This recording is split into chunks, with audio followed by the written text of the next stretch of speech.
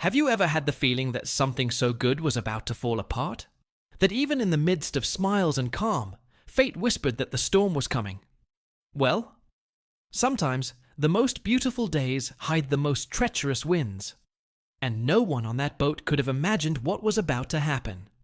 It was just supposed to be a walk, a simple and sweet boat trip, lovingly planned by a group of elderly Americans who decided to celebrate collective birthdays in style.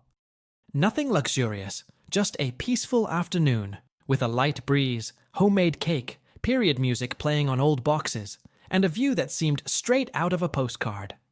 The kind of celebration that warms your heart just by watching it. Have you ever seen something like this? People who, even with gray hair and tired knees, still find reasons to toast life. As the boat glided through the calm waters, laughter echoed like melody over the sea. The sky was clear, the sun was gentle, and cell phones recorded every detail with pride. A smiling man was photographing his wife, who was dancing slowly to the sound of "What a Wonderful World." Another filmed his childhood friend blowing out candles on a makeshift cupcake. Everything seemed too perfect to go wrong. But that's when something changed. First, almost imperceptible. A subtle tremor in the engine, which made the music sound falter for a second. Then, a solitary cloud crossing the sky, as if it shouldn't be there. A bird flying too low. A shiver that no one could explain. Small signs, ignored by happy eyes. The captain, an experienced man, stopped for a moment and stared at the horizon. His once relaxed face began to frown. He walked to the side of the boat, played the radio, which now hissed more than it spoke. He fiddled with the instruments, frowned, squinted his eyes, but said nothing. It just continued. The group didn't notice. Not yet. They were too busy with the photos, the memories, the improvised dances. But then came the snap. A dry and strange noise coming from the gears. The boat rocked harder, and as if something invisible had passed through the air, the mood changed. The clouds became denser, the wettest wind. An awkward silence hovered for 2 seconds, until the sound of a body falling to the deck broke the spell. The captain was on the ground, unawake, hard, wet from the rain that was beginning to fall. And in the midst of the panic that was forming, a lady shouted in a trembling voice, "He's not breathing!" It was at that moment that the tour stopped being a celebration and turned into a fight for survival. What happened next is something the world would never forget. Stay with me, because what this group faced over the next 27 hours will impact you in ways you might not expect. The screams began as distressed whispers, but soon became desperate wails.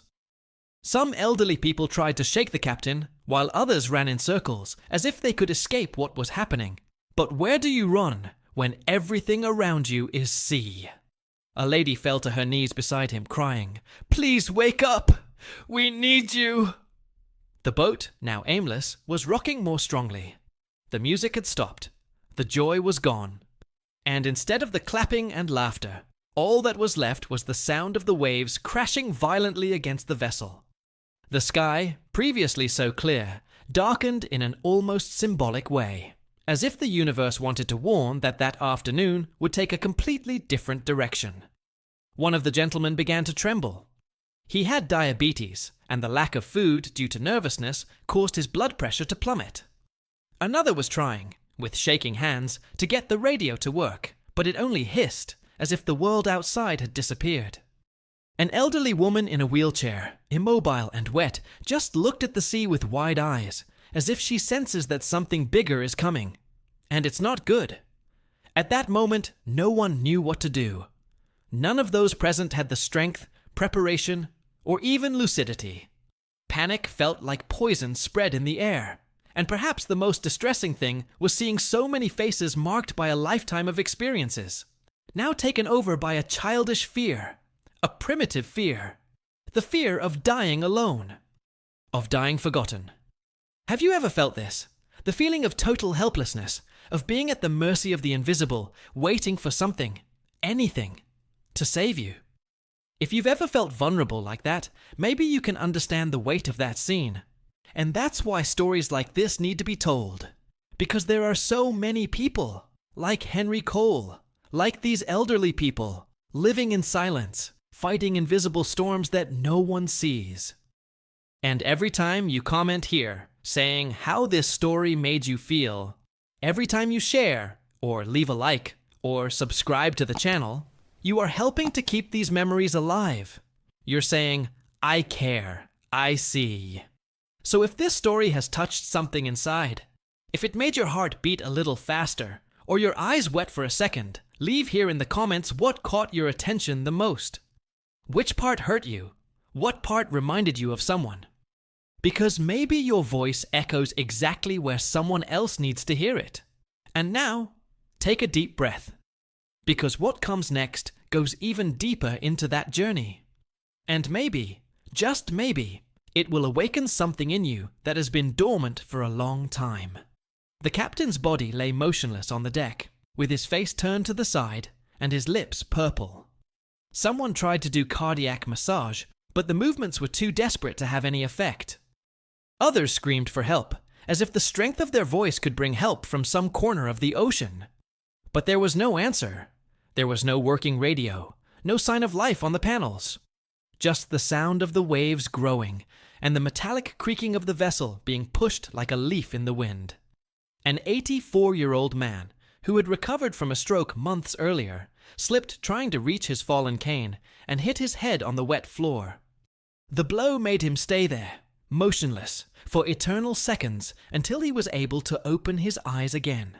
He cried softly, not because of the pain, but because of the fear of dying without anyone around who could hold his hand. Inside, in the small covered room, the most fragile were beginning to feel the effects of the cold.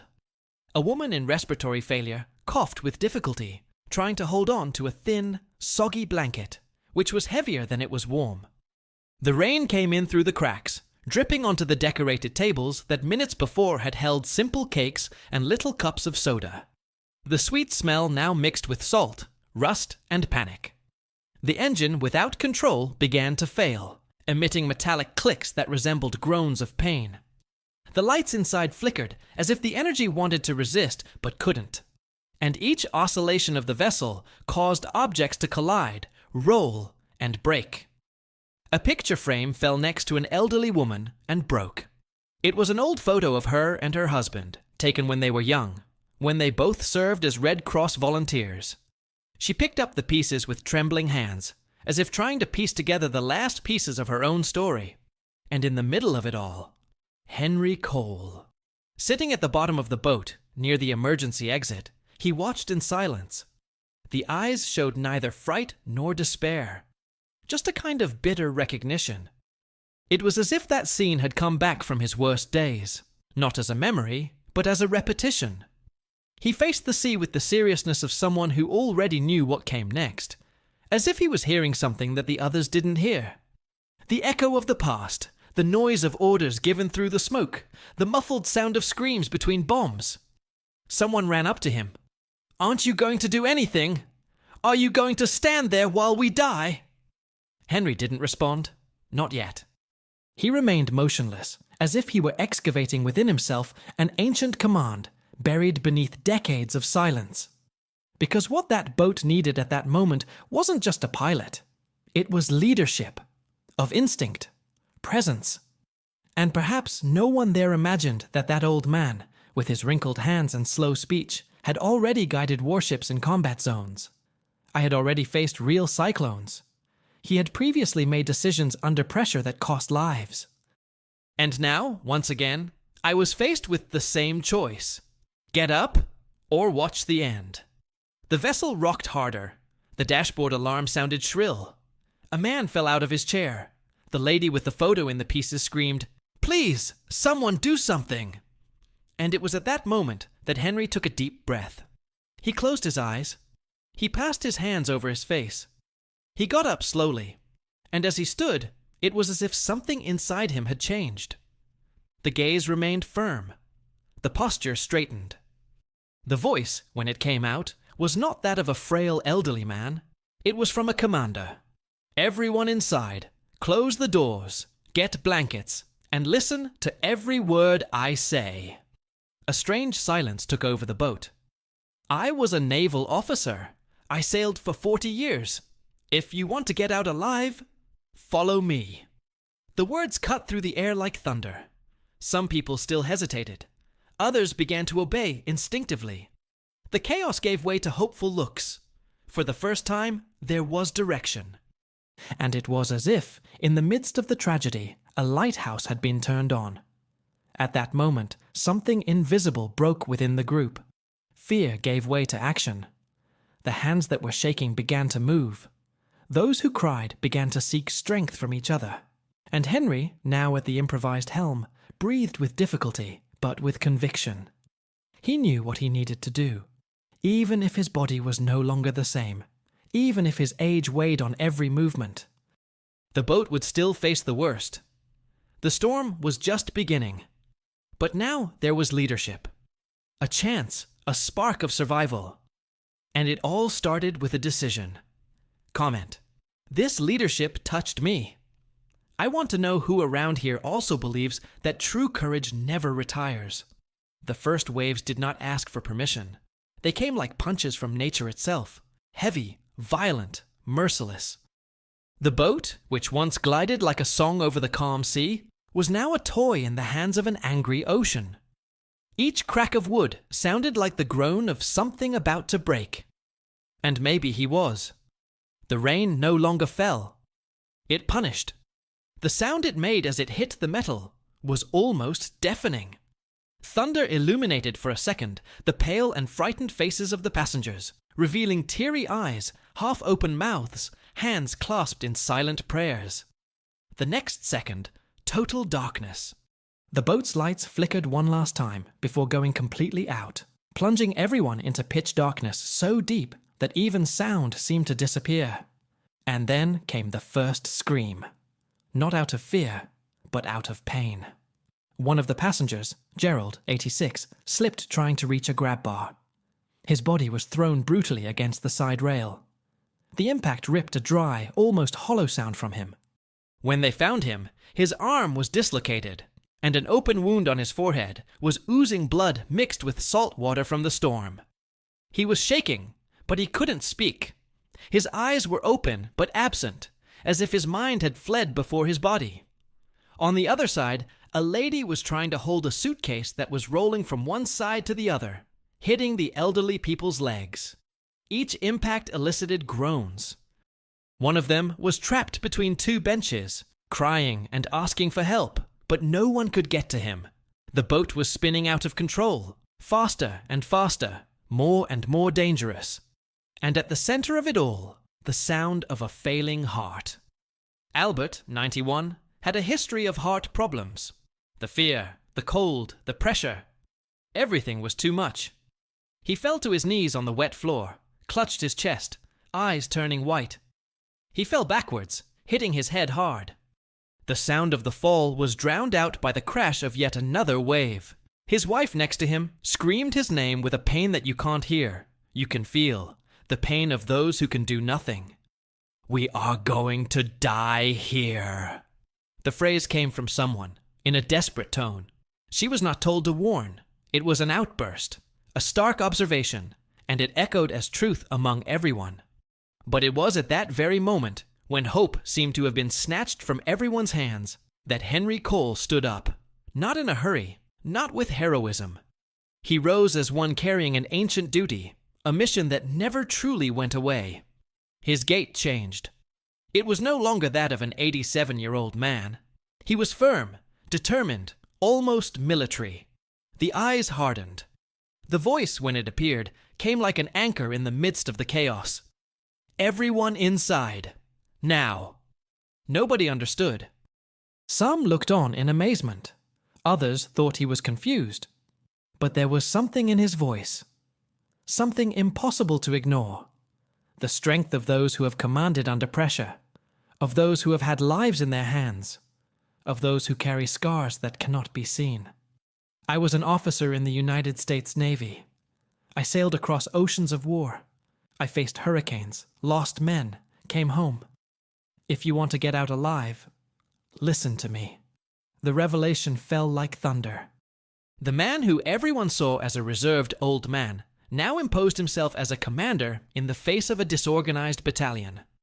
Natural authority came from the posture, the firmness of the words, the absence of fear. It wasn't arrogance. It was instinct. It was survival. Little by little, people began to comply. You, get dry blankets and bring them here. You, help protect the most fragile. Let's set up a safe area. Tie up anything that's loose. Use your belts. Lean on the benches. And while everyone was moving, Henry climbed with difficulty to the control cabin. The rain was beating down hard, and each step was a battle against the wind and your own body. But he went. He opened the door, forced the panel, analyzed the broken instruments with the eyes of someone who understands the language of the sea. There was no radar. There was no radio. There was no engine. There was only him. With shaking hands but a sharp mind, Henry held the helm. He closed his eyes for a second, breathed, and let the past speak. It was as if time had gone backwards, as if the current storm brought back memories of a distant sea, of a ship at war, of orders shouted between explosions. But this time, there were no soldiers. There were elderly people, fragile lives, people who just wanted to go home. And he knew he couldn't fail.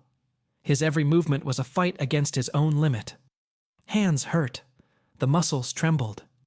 But he kept the boat steady, even with the waves trying to wrest control.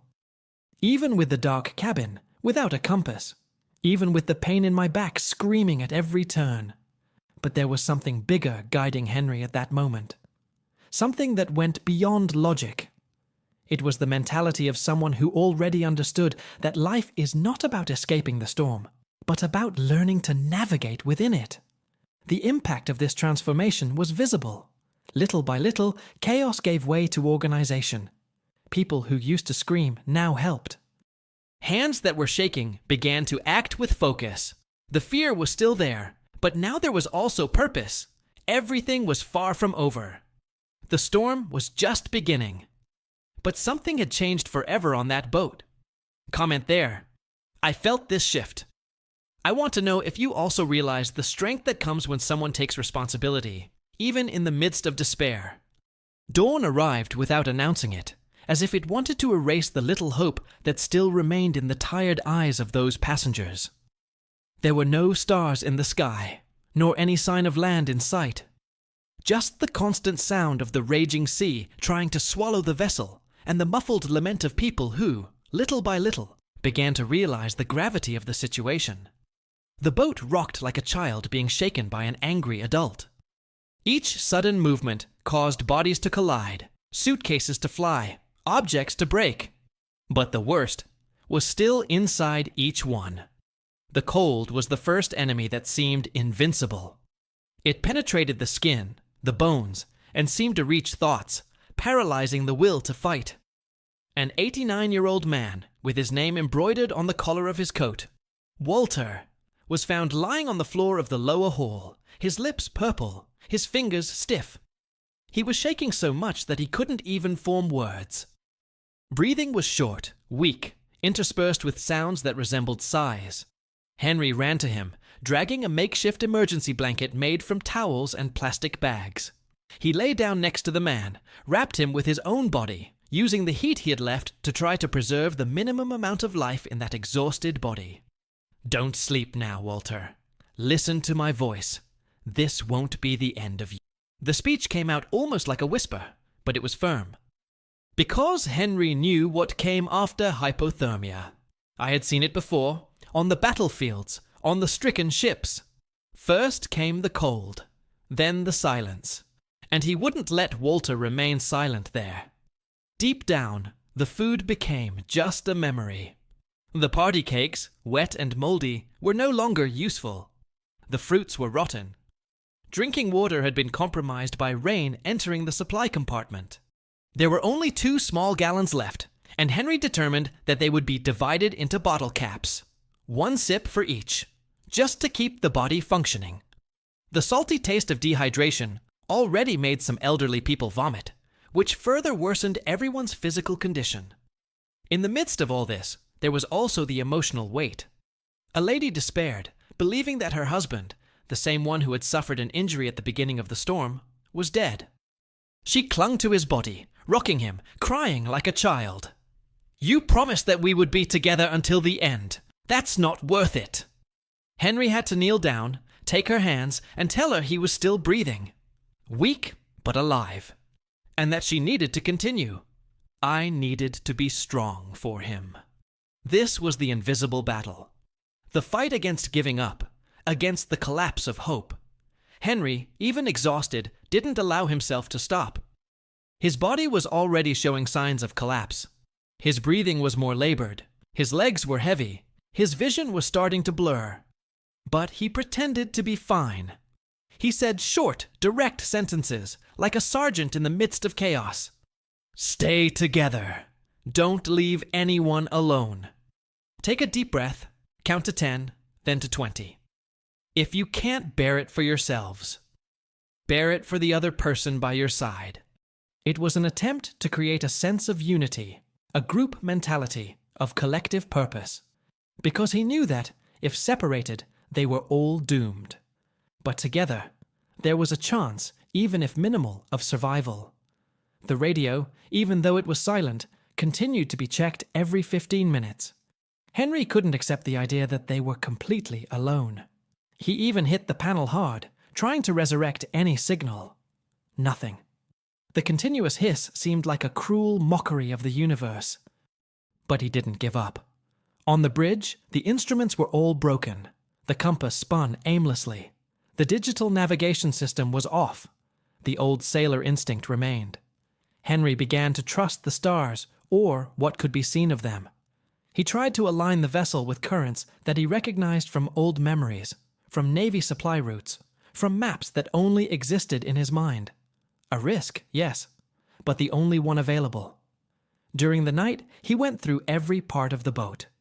One by one, checking on the survivors, covering those who trembled, tending to the sick, lifting those who had fallen. Sometimes he would just touch the person's shoulder and say their name firmly, as if that was enough to keep them steady. In many cases, enough was enough. But inside him, the pressure was starting to take its toll. Back pain spread to his ribs. The muscles complained with constant cramps. My hands burned from holding onto ropes, columns, and unstable structures. But he didn't show it. His face maintained its usual posture. Eyes straight, mouth closed, chin raised. The image of someone who still had control of the situation. Even though inside, the body was about to give way. At one point, sitting in the cabin with the radio on his lap, Henry whispered something that no one heard. "I've been through worse, but never with so many lives in my hands." The vulnerability in that outburst was a raw portrait of what he was carrying. He wasn't just a boat in the middle of the storm. It was the weight of every soul on board. Every story. Every family that waited for someone who might not come back. And still, he wouldn't stop. Time seemed to have frozen. There was no longer day or night, just wet darkness and the tireless sound of the sea. Henry squinted his eyes to stay focused, rubbed his arms to activate circulation, chewed pieces of paper with saliva to stave off his hunger. Everything was instinct. Everything was survival. But the clock in Henry's soul was already ticking with another urgency. They wouldn't resist much longer. Right there. Strength beyond the body. Because sometimes that's what keeps us alive, when everything else has been lost. The dawn seemed eternal. A liquid and dark prison, where time no longer obeyed the clock, only the body's resistance. With each hour that passed, the vessel became a heavier burden in Henry Cole's hands, and the line between control and collapse became increasingly blurred. The rudder creaked, slippery with water and blood, cutting the palm already injured by the rough ropes and constant shocks. Henry's joints hurt like they were about to break. The cold made his skin feel like glass. But what hurt most was the silence.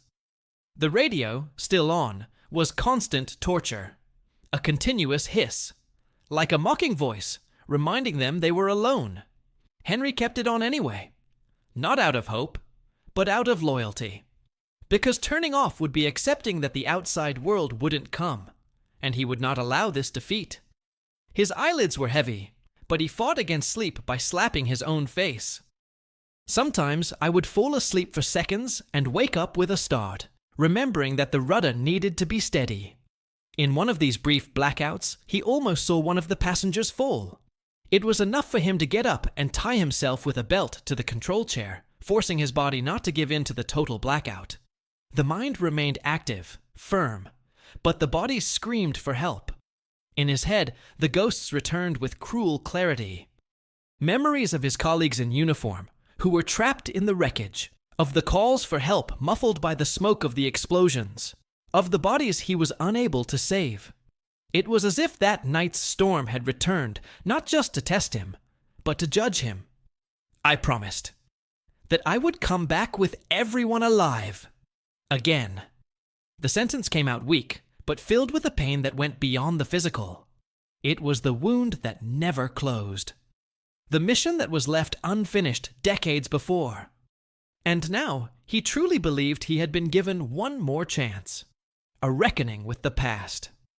Inside the boat, the scene was one of emotional war. A man no longer responded to calls, the fixed gaze, the half-open mouth. Henry went to him, touched his wrist with trembling fingers. There were still beats, but faint.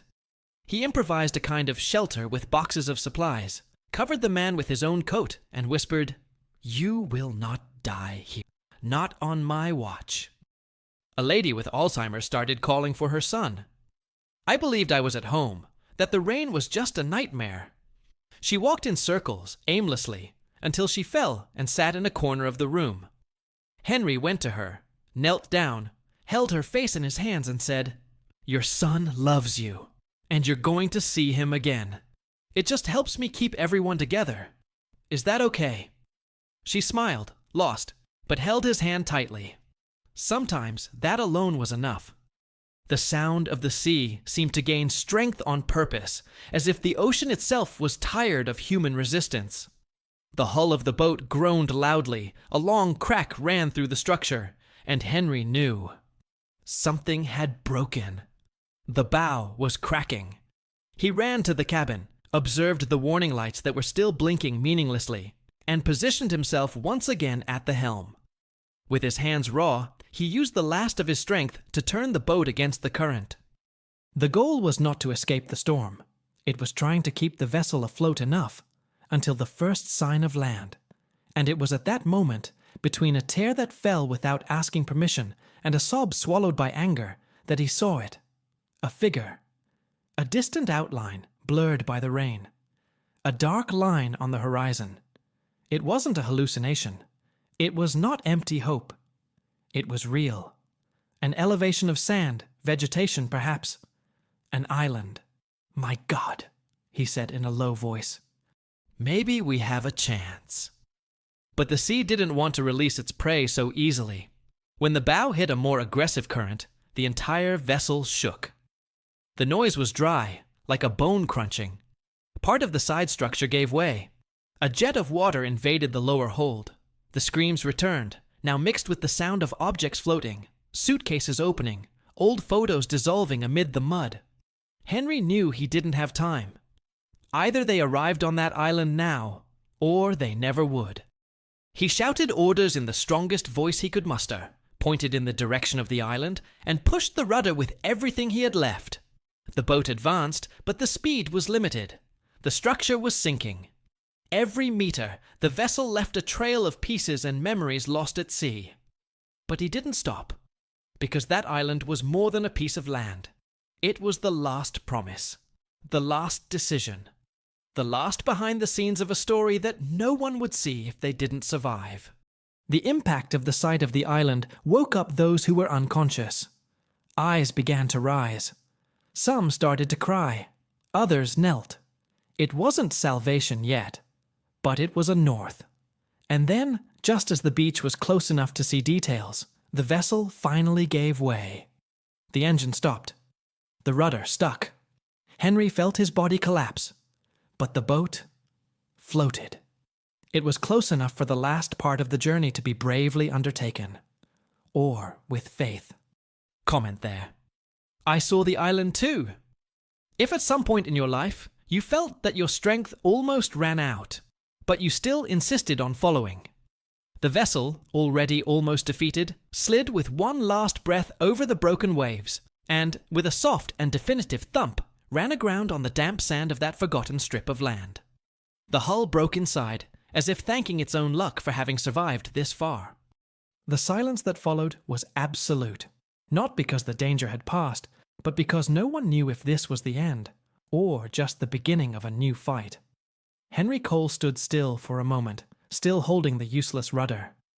The sound of the sea, now calmer, contrasted cruelly with the noise that still echoed inside him. Irregular heartbeats, ragged breathing, memories that returned like arrows, and the face of every person on that boat. He released the rope that held him to the chair, untied the knots with trembling, almost numb fingers, and fell to his knees on the deck. He cried, but only for 2 seconds. Then he got up with the same stubbornness as always. Because there was still work to do. He was the first to step onto the sand, barefoot, with his feet cracked and swollen from hours inside his wet boots. When he looked back and saw the faces crowded at the entrance of the boat, eyes waiting for an order, mouths silent with exhaustion, he knew he needed to stay upright. Then he returned to the deck and began to descend one by one. He didn't tell anyone to run. He didn't scream. He just stretched out his hands. He picked up those who could no longer walk. He dragged sodden blankets to dry in the weak sun that was beginning to peek over the horizon. His arms could barely support the weight of the survivors, but he carried each body as if it were unique. As if it was the last thing I would do in my life. At the top of the beach, he improvised a shelter with pieces of wood, torn canvas, and parts of the hull. He fitted empty barrels as walls and used his own coat as a roof to protect the most fragile. There was a thread of light breaking through the clouds. It wasn't hope yet, but it was something. A crack. And it was enough for him to start building there not just a shelter, but a breathing space, a place where the pain could at least sit. The bodies were there, stretched out on the sandy floor, wrapped in makeshift blankets. But little by little, they started to move. A gesture, one breath, a look. Henry organized rest shifts. He asked each one to take care of the other. He ordered those who still had strength to look for dry branches for the fire. It was an attempt to regain dignity, even after so much. The few remaining water bottles were divided with droppers. Someone tried to recite a psalm in a low voice. Another hummed an old hymn. A lady, sitting next to Henry, held his hand and said, "You're not just a veteran. You're our pastor now." And at that moment, silence took on another meaning. It was no longer the silence of fear. It was the silence of reverence, from delivery. A silence that said, "We are alive. Because of you." Henry moved away a little. He sat alone on the edge of the sea, feet buried in the cold sand, head bowed. And quietly, he began to sing. It wasn't a song for others to hear. It was for him. A lament, a prayer. A longing for everything he lost, mixed with relief for everything he saved. The melody was old, broken by the hoarseness of effort. But there, in that almost broken voice, there was a strength that couldn't be explained in words. Some got up and went to him. They didn't say anything. They sat on the side. They just looked at the sea with him. Because sometimes, true relief doesn't come from what you say, but from those who remain silent with you. One of the elderly people, who hadn't spoken since the storm began, approached with watery eyes. He touched Henry's shoulder and said, "You didn't just save our lives. You taught us how to breathe again." And there, beneath the sound of the now gentle sea, amid debris and bodies covered in dust and faith, something invisible was born. A reconstruction. A sense of belonging. A thread of humanity sewn together by shared pain. The suffering had not gone away. The wounds were still bleeding. The bones still hurt. Hunger still haunted. But there was a kind of peace in that moment. The peace of those who know they endured it. Of those who went through the worst and didn't forget who they were in the midst of the pain. And perhaps this is the hidden truth behind every great journey. It's not the happy ending that transforms us. It's the process of not giving up, even when the whole body wants to stop.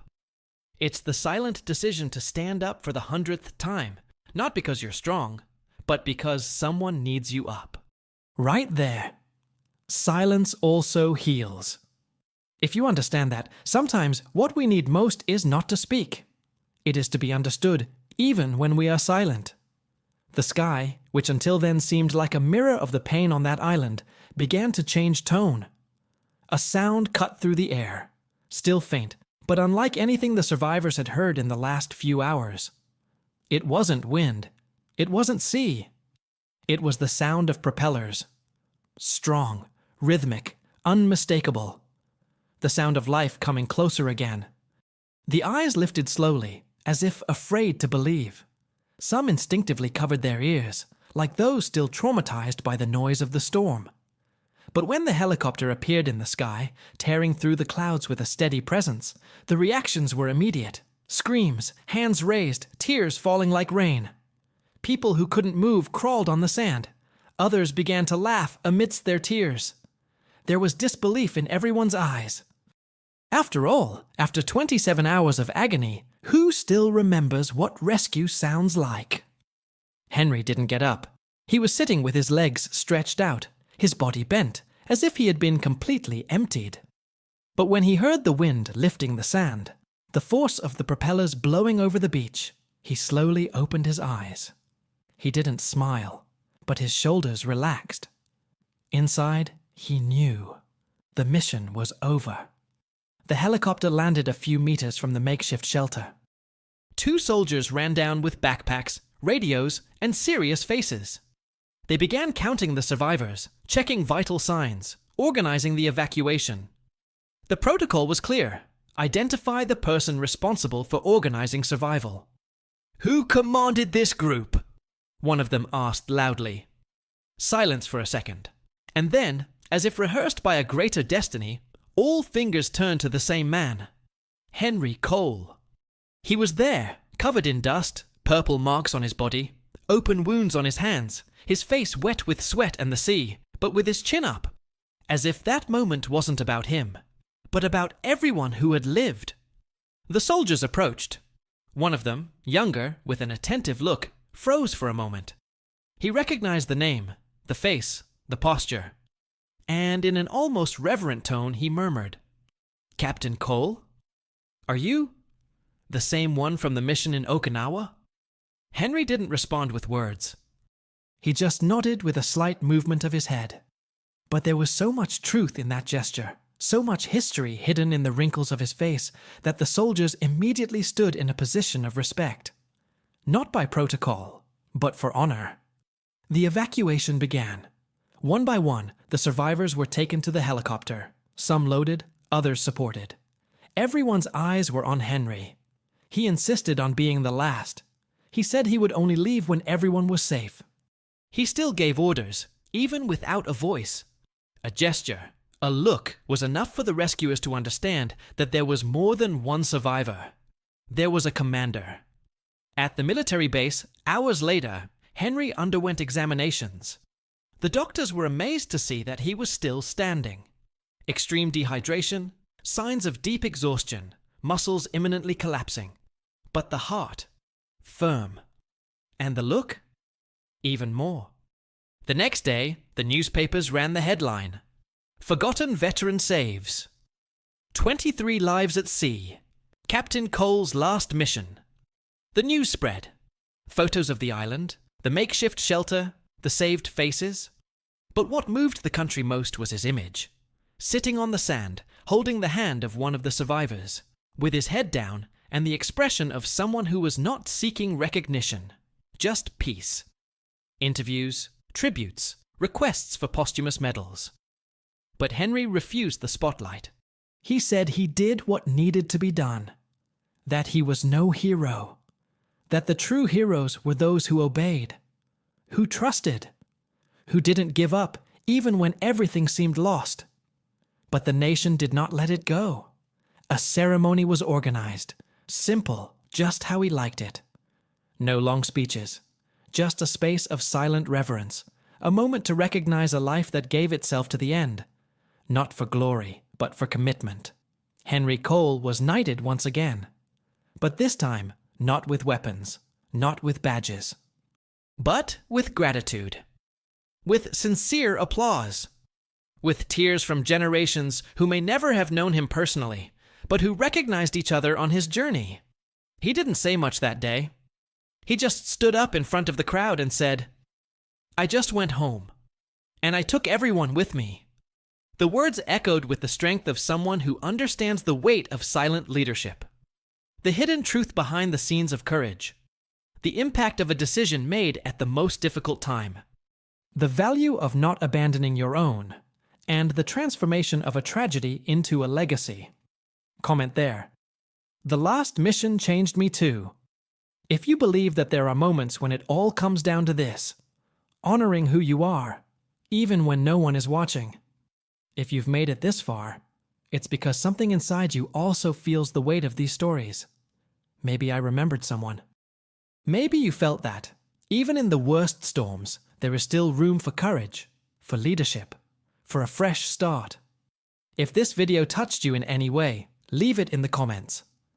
I would go back with everyone too. That's how I know you were with me until the end, feeling, living, and reflecting every part of this journey. Take advantage and subscribe to the channel here. There's always room for more stories like this, which not only move people, but also remind us how much we are still capable of making a difference, even when no one expects it. And if this content really connected with you, leave a like. It's a simple gesture, but it shows that this type of message needs to continue reaching more people. There's a video here that complements all of this with another strong human story, full of meaning. Click and stay with me there. The journey is not over yet.